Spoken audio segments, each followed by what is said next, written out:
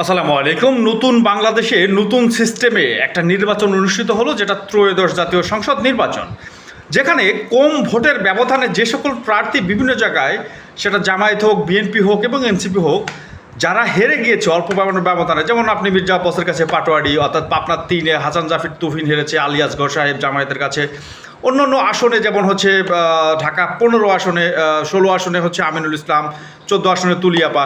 এই সকল আসনগুলোতে যারা হেরেছে অল্প ব্যবধানে, তারা পিআর পদ্ধতিতে কিন্তু সংসদে উচ্চকক্ষে প্রতিনিধিত্ব করতে পারবে।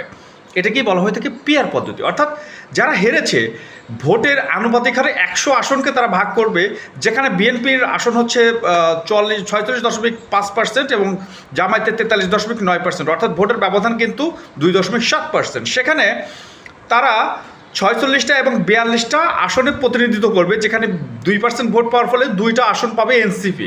এটা হচ্ছে একটা পিআর পদ্ধতি, যে সিস্টেমে নিম্নকক্ষে ভোটের সংসদের নিম্নকক্ষে হারলেও উচ্চকক্ষে সেই সকল প্রার্থী প্রতিনিধিত্ব করতে পারবে, যেটা হচ্ছে অল্প ব্যবধানে যে সকল প্রার্থী হেরেছে। যেখানে জামায়াতের প্রায় 53 জন প্রার্থী 10,000 কম ভোট ব্যবধানে হেরেছে, তারা কিন্তু এই উচ্চকক্ষে প্রতিনিধিত্ব করতে পারতেছে। অর্থাৎ এখন হারলেও জনপ্রিয়তা যদি বেশি থাকে, সেক্ষেত্রে কিন্তু হতাশ হওয়ার কোনো কারণ নেই।